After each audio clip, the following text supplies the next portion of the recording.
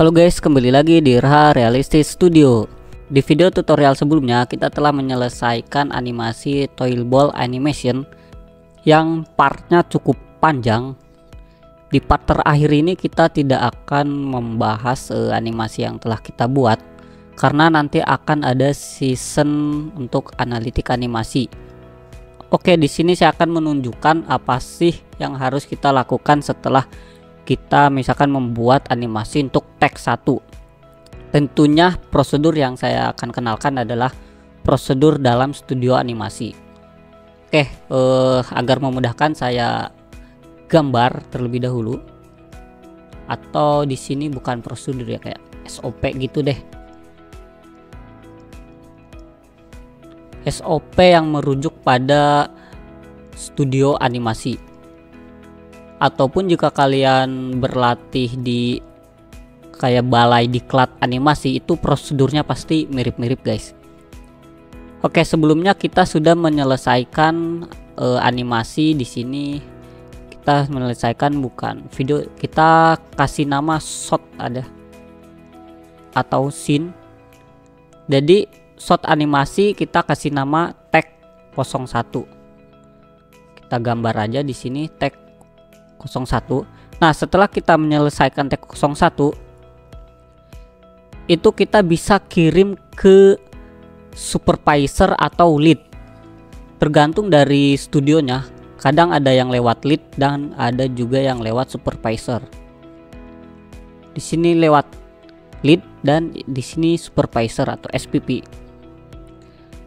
Nah, sebelum kita ke lead itu ada baiknya kita cross check kembali shot yang telah kita kerjakan. Di sini kita kasih nama aja kayak review gitu guys.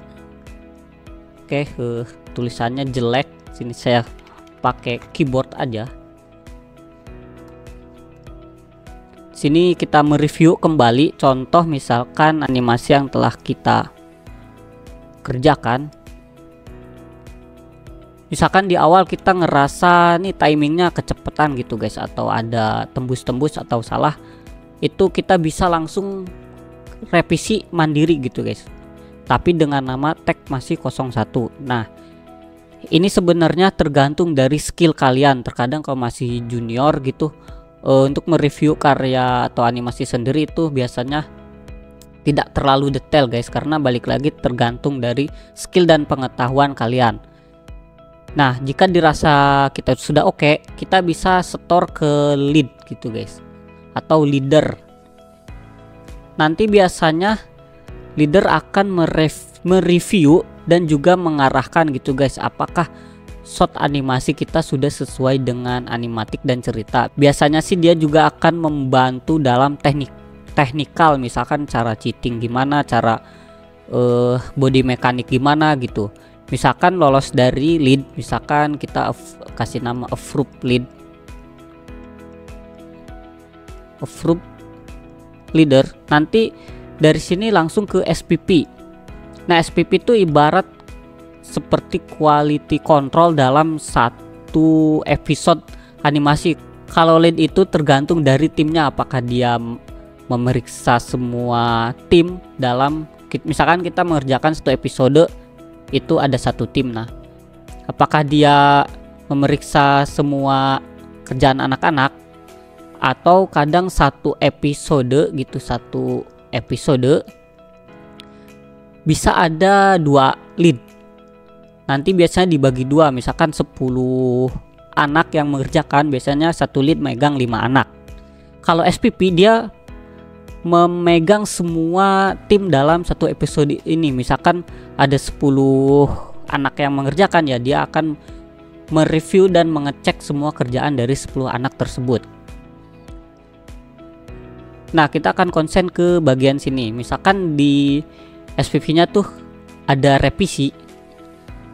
Contoh misalkan SPP ketika melihat kerjaan kalian di sini notes-nya tuh ternyata ekornya spacingnya terlalu jauh di frame 1, 2, 3 gitu guys.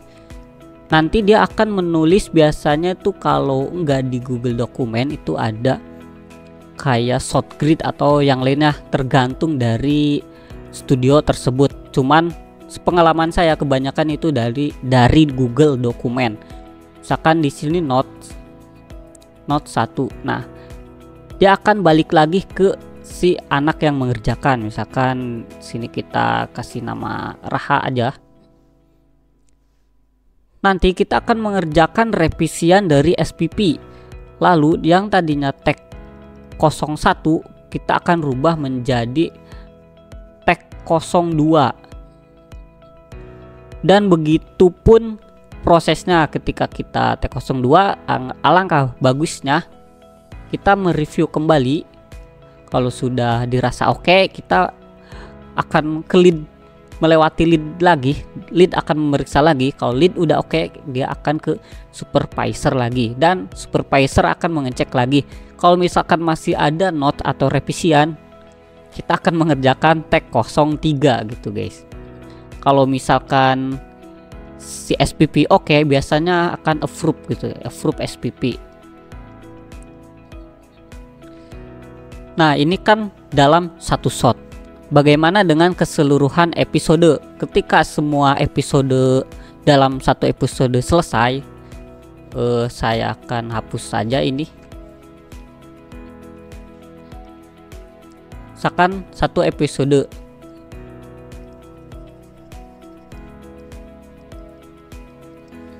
Ketika ini selesai, maka dari studio kita akan mengirimkan ke klien guys gitu. Nanti klien akan meng-cross check dan mereview kerjaan kita. Kalau misalkan masih ada revisi, dia akan balik lagi. Yang tadinya tag 01 itu menjadi 2, 3, 4 dan seterusnya. Tapi ada juga yang tidak memakai tag 01 tapi versi 01. Biasanya dalam episode itu akan ditulisnya versi ya, untuk dikirim ke klien, nanti balik lagi, kemudian kita kerjakan dan kita kirim lagi versi 2-nya. Untuk penamaan tag atau versi itu tergantung dari projectnya ya guys. Nah, jika kalian berlatih secara diklat, balai diklat atau offline, itu hal begini tuh pasti sudah diterapkan. Nah, hanya saja jika kalian belajar dari YouTube, pasti akan hanya stop ketika kita menyelesaikan tutorial gitu guys. Nah, terkhusus di channel saya menyediakan fitur. Jadi di dalam channel saya tuh pertama adalah, saya tulis saja dengan keyboard, akan adanya tutorial animasi. Yang pertama adalah e-learning seperti ini, seperti ada Capture 1, 2, 3, itu berurut sesuai dengan kurikulum. Dan kedua adalah tutorial random, yang ini tidak berurut sesuai kurikulum. Tutorial random itu bisa menjadi tutorial yang panjang atau juga tutorial shorts yang pendek-pendek.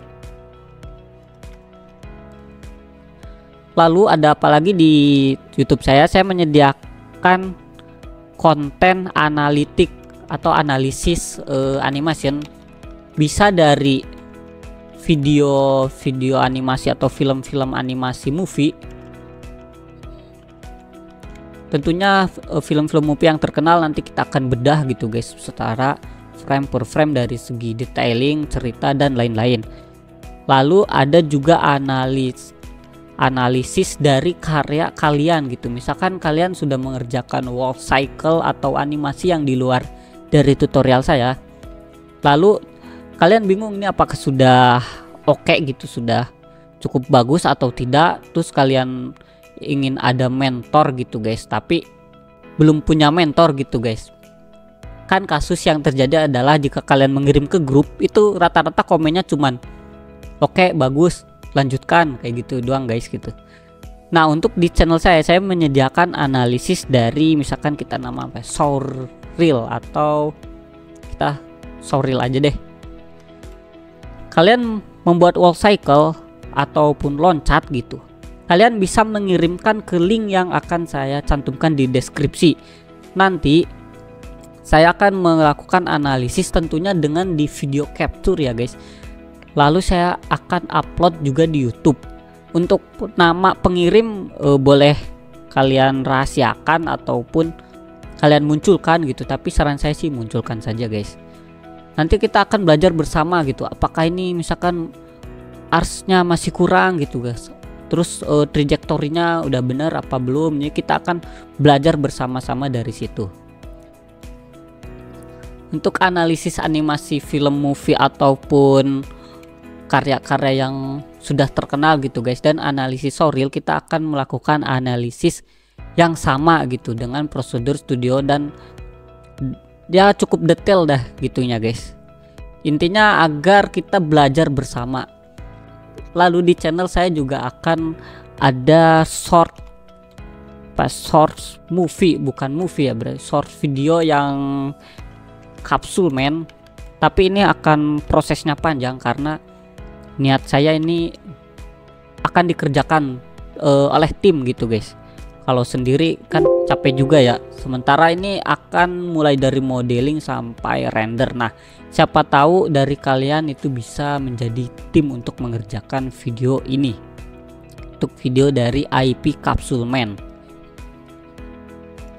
Nah, kita balik lagi untuk yang tadi terkait dengan revisi ya di SPP. Ketika ada revisi, dia misalkan mereview tag 1, dia akan ada notes, lalu kita kerjakan tag 02. Nah, untuk ini jika kalian mendapatkan sering revisi itu jangan langsung minder atau mental down ya, karena ini tuh sudah hal yang lumrah lah, sekelas dari mulai junior, middle sampai senior pun itu masih kena gitu.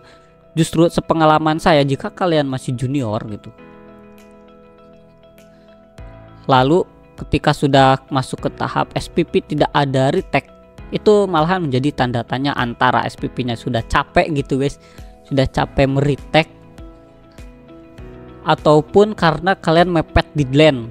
Kan kedua-duanya tuh tidak baik ya, mepet dan juga SPP-nya capek gitu guys. Kedua-duanya itu hal yang buruk lah gitu. Jadi jika masih ada revisi itu jangan langsung down gitu guys mentalnya.